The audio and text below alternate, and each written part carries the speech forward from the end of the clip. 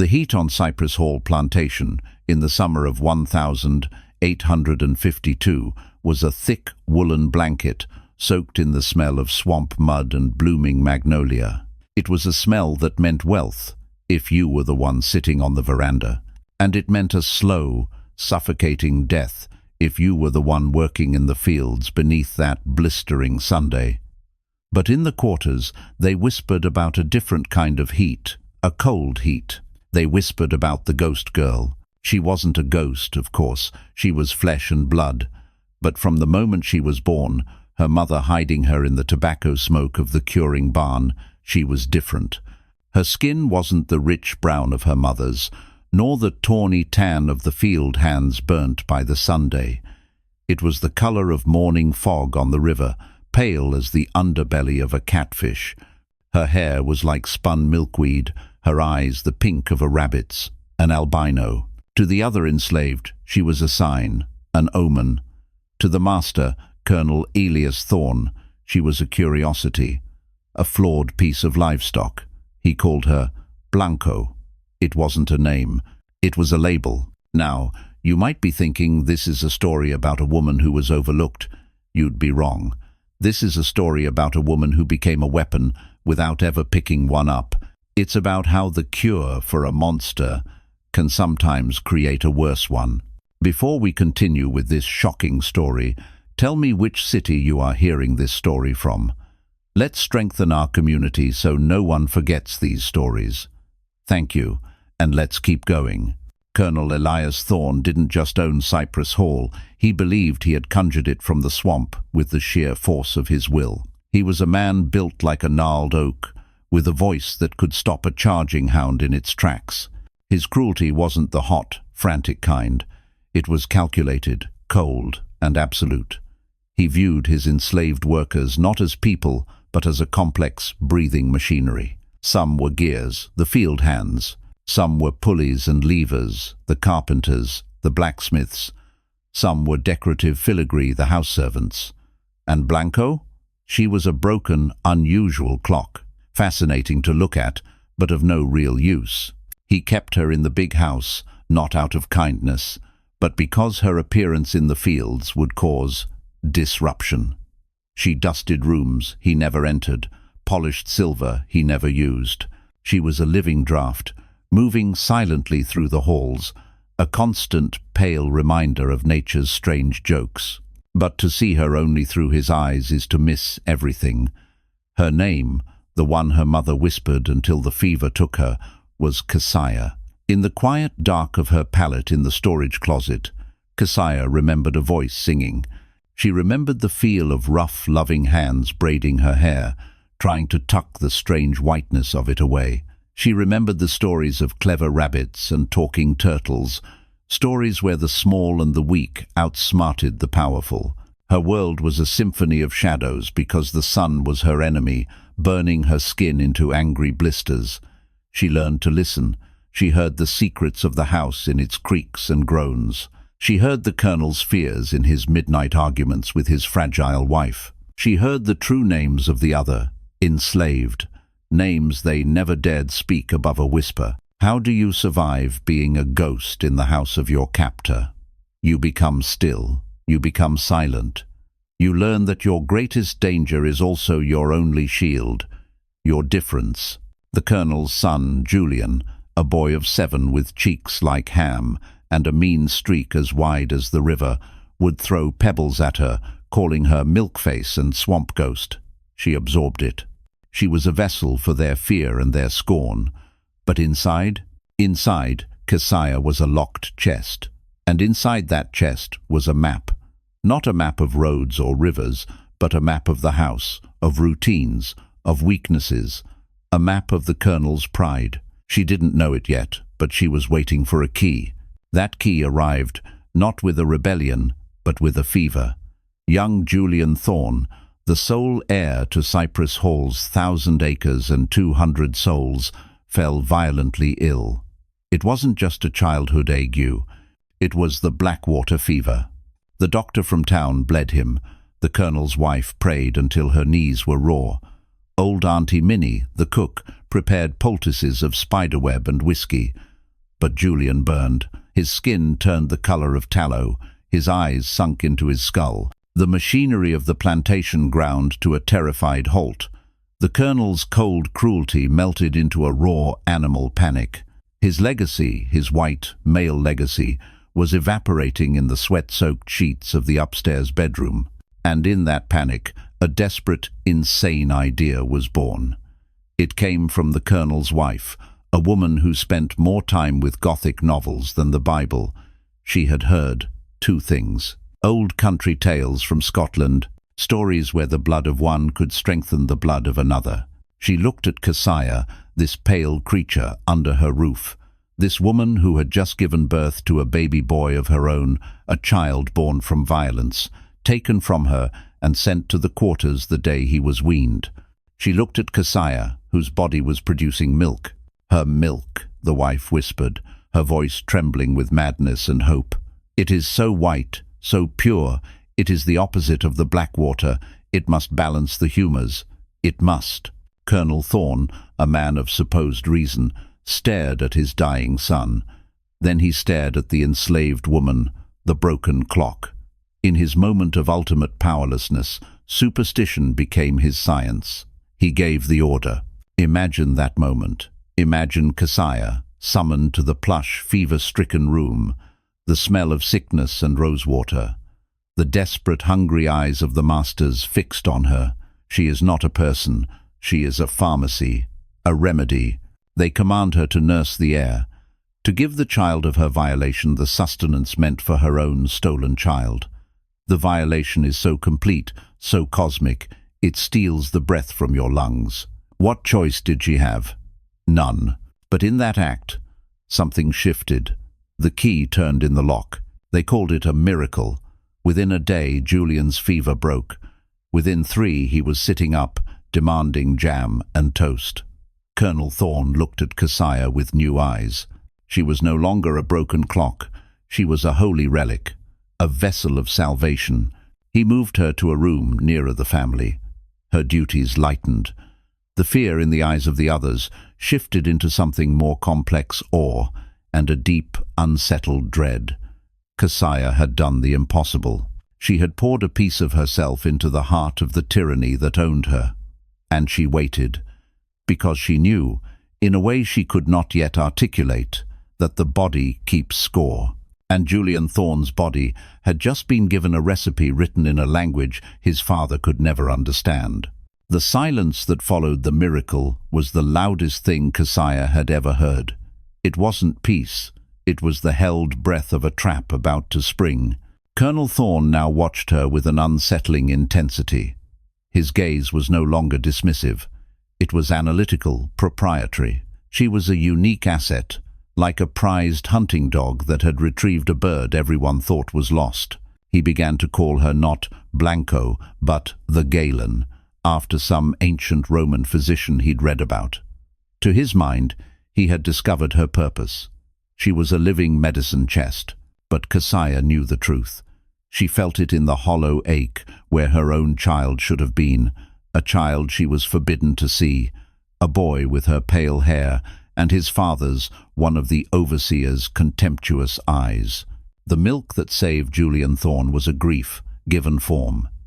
Every time she was summoned to his room, a ritual that continued to strengthen his constitution. She poured that silent, furious grief into him. She said nothing. Her face was a placid, pale moon, but inside, the map was being redrawn. The weak point was no longer the colonel's pride or the plantation's perimeter. The weak point was now Julian Thorne's 7-year-old body. And then the first stain appeared. It started as a shadow, a faint duskiness at the nape of Julian's neck, where his golden curls met his skin. His mother noticed it while bathing him. She scrubbed at it with a linen cloth, thinking it dirt. It didn't come off. A few days later, another patch appeared on the inside of his forearm, the color of weak tea. Then another. They weren't bruises, they were patches. A slow, spreading stain. The colonel dismissed it. "A lingering effect of the fever," he boomed. "The boy's blood is purging the last of the sickness. It shows the cure is working from the inside out." but his voice had a brittle edge. He looked at Keziah, who was clearing a tray, her movements silent as dust. "The Galen's tonic is powerful," he stated, as if challenging her to disagree. She kept her eyes on the floor. She said nothing, but she saw. Oh, she saw. The patches darkened, from tea to walnut to the rich dark hue of river clay. They spread, creeping across his back, blooming over his ribs. Julian, once a boisterous, cruel little copy of his father, grew quiet and strange. He'd catch his reflection in a window pane and stare, confused. He started avoiding the other children of the neighboring planters. The rumors, of course, had already slipped out of the big house, carried on the whispers of the house servants. They flew across the fields, into the quarters. The master's boy is turning. The ghost girl's milk wasn't a cure, it was a curse. It's turning him black. Now, here is where it gets truly strange. The colonel's reaction wasn't immediate rage. It was a profound, terrifying disbelief. This was a man whose entire world was built on a hierarchy of color, a system he believed was ordained by God and science. His son, his white heir, was becoming the one thing he owned, the thing he believed was inherently lesser.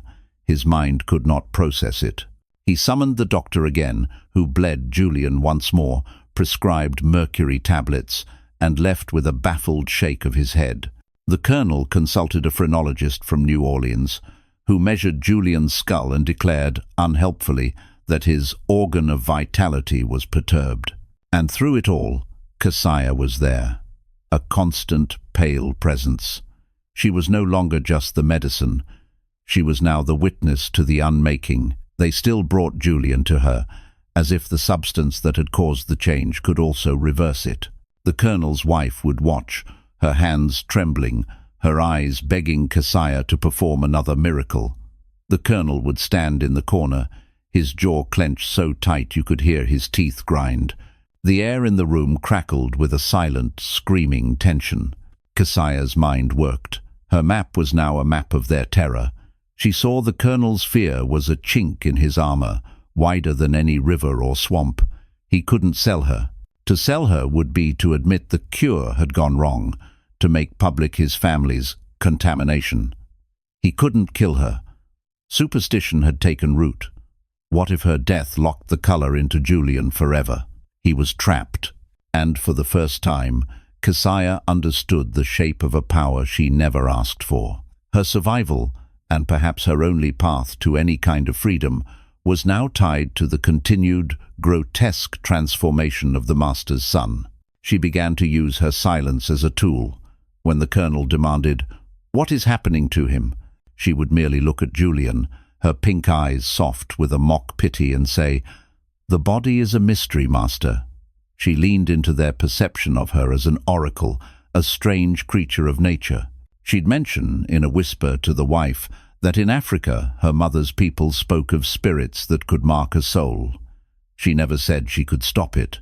She only hinted that she might understand it. The risk was unimaginable. One wrong word, one flicker of satisfaction in her eyes, and the colonel's rage would overcome his superstition. She walked a razor's edge over a pit of fire. The other enslaved watched her with a mixture of terror and a fierce, secret pride. They called her, in the deep night, Nkisi, a vessel of spirit power. They left little offerings by her closet door, a perfect pebble, a twist of tobacco. She was their unlikely, silent weapon. And Julian? Julian was becoming a monster in a different way. Confused, isolated and furious, he began to mirror his father's cruelty, but it was twisted, inward-looking.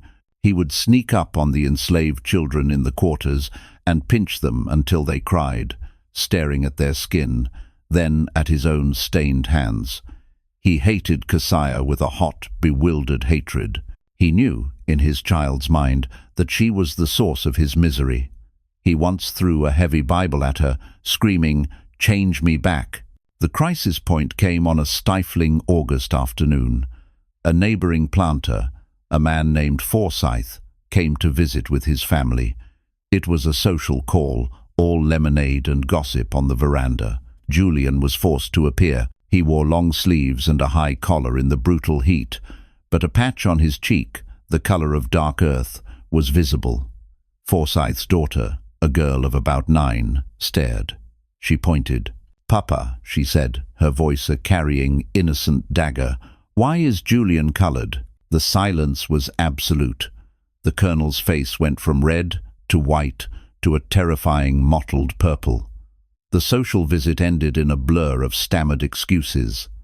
After they left, the colonel did not roar. He walked, very slowly, to his study. He poured a glass of whiskey, and then he sent for Keziah. She stood before his massive oak desk, the walls lined with the heads of dead animals. He didn't look at her for a full minute.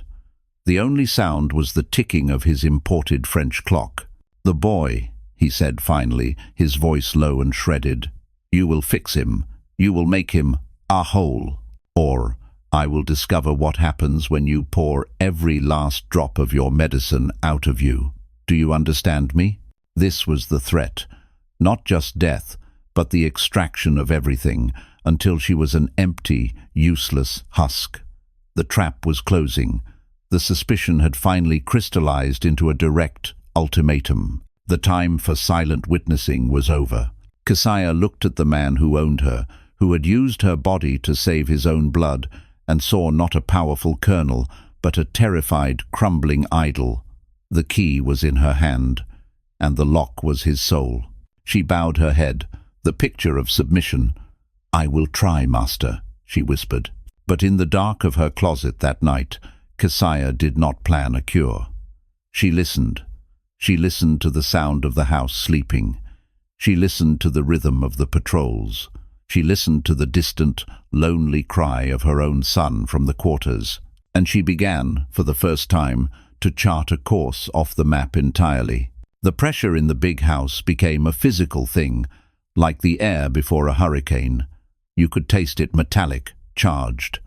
Colonel Thorne's orders were no longer requests. Keziah was to devote herself entirely to reversing the condition.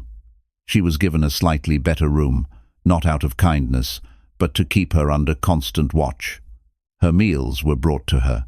Her movements were noted. She was a prisoner in a gilded cell, her body the laboratory for the colonel's desperate, impossible experiment. And she played her part.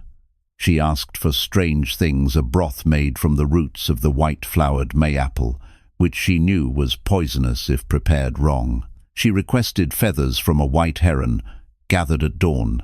She would spend hours mixing harmless pastes of crushed oyster shell and rainwater, murmuring words she made up on the spot, fragments of half-remembered songs her mother sang. It was a performance, a theater of cure, designed to buy the one thing she needed more than anything, time. Because Keziah wasn't trying to cure Julian, she was studying him.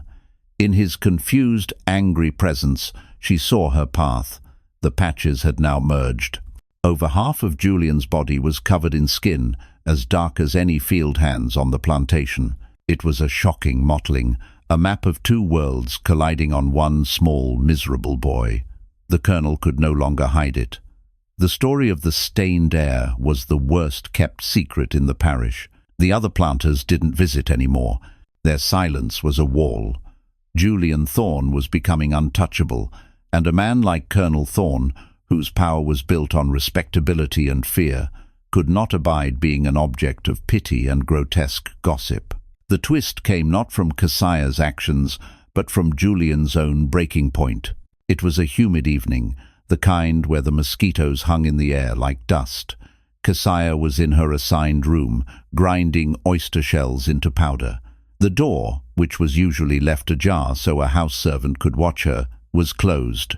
She heard the commotion before she saw its shouts from the yard, a high, child's scream of pure rage. She went to the window. Down below, in the fading light, was Julian. He had gotten hold of a bucket of whitewash, the lime-based paint used on the fences, and he was pouring it over his own head.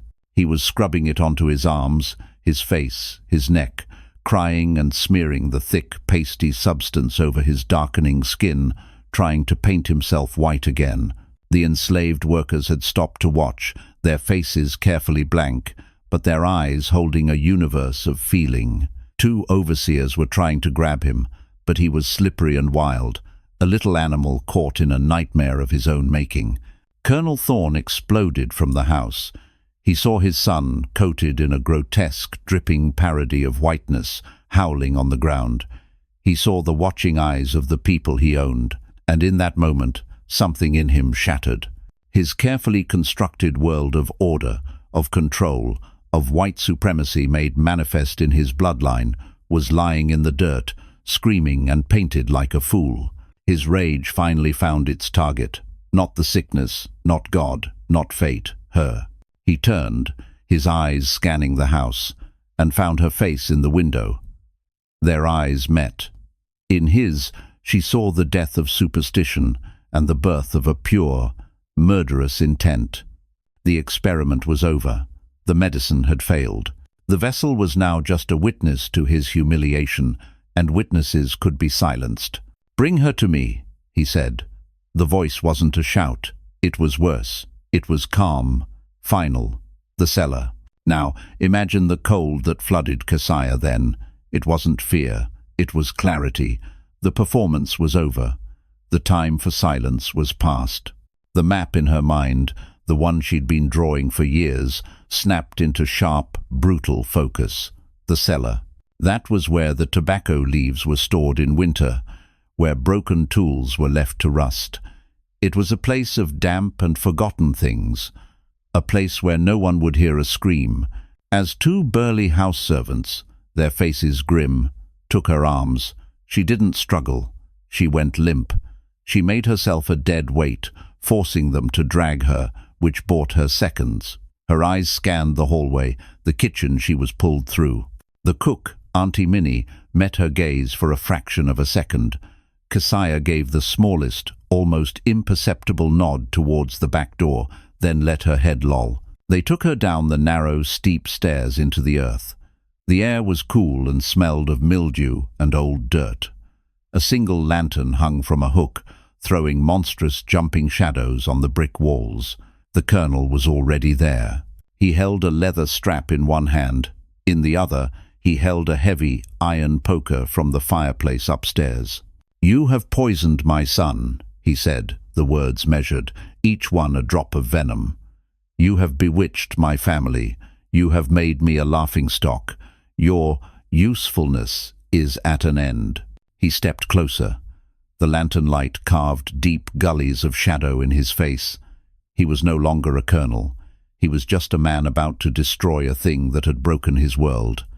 He raised the strap, and Keziah spoke. Her voice, so rarely used above a whisper, was clear and steady in the damp cellar. It stopped him. "It wasn't poison, Master," she said. "It was a mirror." He froze. "What did you say?" She lifted her head, her pink eyes catching the lamplight. "The milk. It didn't put something in him. It pulled something out. It showed what was underneath." She took a shallow breath. This was the gamble of her life. You wanted a cure for his body, but the sickness wasn't in his blood. It was in his name. Thorne. The colonel's face went blank with confusion, then tightened with renewed fury. "You dare speak in riddles to me, you creature."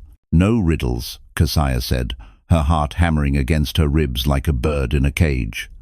"My mother's mother told a story of a spirit that walks the land, righting balances.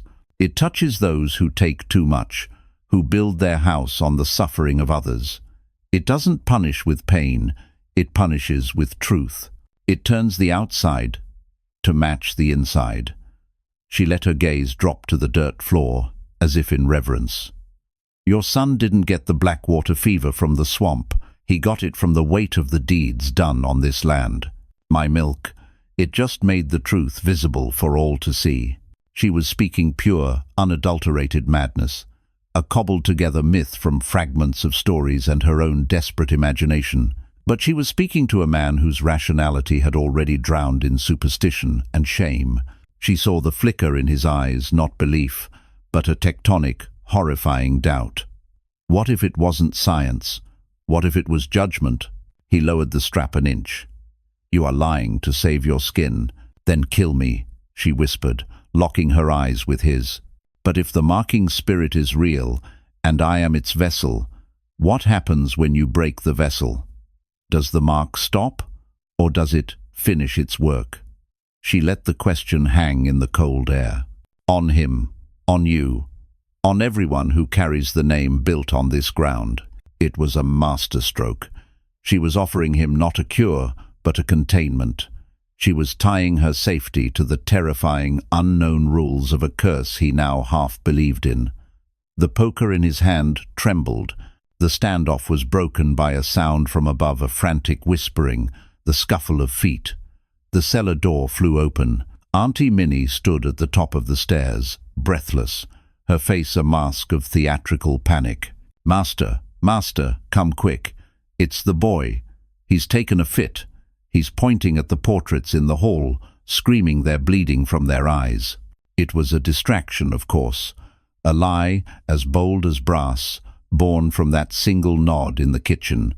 But in the Colonel's fractured mind, it was proof of the spreading spiritual sickness. Proof that Keziah's wild story had roots in a reality he could no longer control. He looked from the terrified cook to the pale, calm woman before him. The instrument of his salvation had become the keeper of his curse. Killing her was now the riskiest move of all. A low, guttural sound of utter defeat escaped his throat. He threw the poker across the cellar. It clanged against the bricks and fell into the dirt. "Get out," he rasped, not looking at her. "Get out of my sight. Stay in your room. Do not look at him. Do not speak to him. You are a plague." They dragged her back upstairs.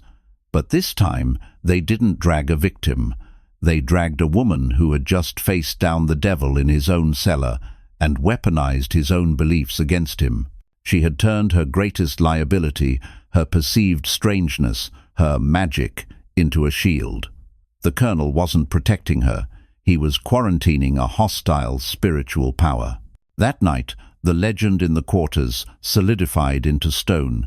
They said Nikisi had stared down the master, and he had been the one to blink. They said the mark on the boy was her true work, not the healing. The balance was shifting, and Keziah, lying awake in her room, knew the cellar had been the point of no return. The Colonel's fear would fester. It would either paralyze him, or it would eventually harden into a resolve to destroy her. Consequences be damned. The razor's edge had gotten sharper. Her time, the time bought with a story of a marking spirit, was now measured in days, maybe hours. She listened to the sound of the plantation at night, and for the first time she didn't just hear a prison. She heard a landscape, and somewhere in that dark, singing landscape was a cry that matched the one in her own chest, the cry of her stolen son. The final piece of the map clicked into place. It wasn't a map of escape for one, it was a map for two. The victory in the cellar was not freedom, it was a stay of execution. Colonel Thorne now moved through his own house like a ghost, a haunted man. He couldn't look at Keziah. He could barely look at Julian, whose transformation seemed to accelerate in the wake of the whitewash incident, as if the spirit Keziah invented had been given new permission. The boy was now more dark than light, a living, breathing contradiction to everything the Colonel stood for. The plantation operated under a cloud of eerie quiet. Orders were given in murmurs. The overseer's whips still cracked, but they sounded hollow, like cheap theatre. Keziah understood the calculus. The Colonel's fear was a dam holding back a flood of his rage, and dams break. She had weeks, perhaps only days, before he sought a more final solution, a midnight accident, a disappearance into the swamp from which no one would question if she didn't return. Her shield of superstition was brittle.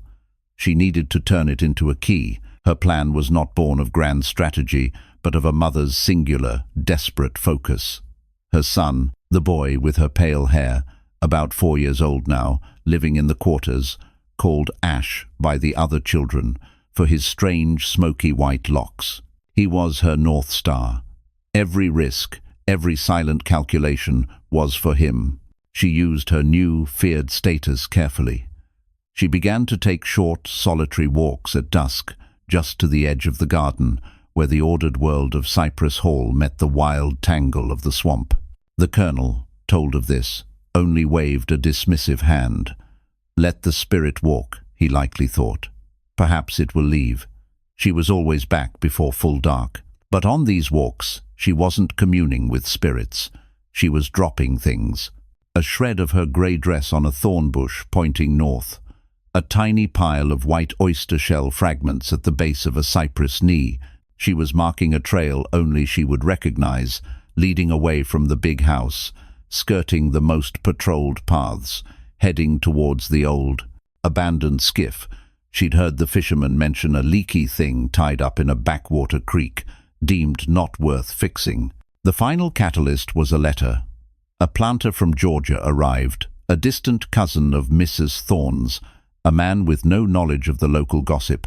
Over dinner, his eyes kept drifting to Julian, who sat sullen and silent in his high-collared shirt. Finally, the man leaned over to the colonel and said, just loud enough for the serving girl to hear, "Elias, I didn't know you'd taken in a free-coloured child. Christian of you." The table froze. The colonel's face turned to stone. That night, Keziah heard the crash of breaking glass from his study. The dam was cracking. She moved that same night. There was no grand farewell, no sharing of the plan. Secrecy was the only armor she had. She waited until the house was sunk in the deepest part of its sleep, the hour when even the watchman's eyes grew heavy. She took nothing but the clothes on her back and a stolen kitchen knife tucked in her waistband. She slipped from her room, a pale smudge in the darkness, and melted into the shadows of the yard. Here is where the story splits, like a river dividing around an island. The historical record, such as it is for people like her, goes silent. There is no bill of sale, no runaway notice that matches her description. Colonel Thorne never spoke of it publicly. To do so would be to admit the final, humiliating chapter of the stained Heir saga. So, what follows is the legend, the story that was passed, mouth to ear, through the quarters, across rivers and generations. They say she moved like the mist she resembled, that the hounds, when they were set loose at dawn, simply sniffed the air and whined, refusing to track her. They say she found the skiff, and that it didn't leak for her.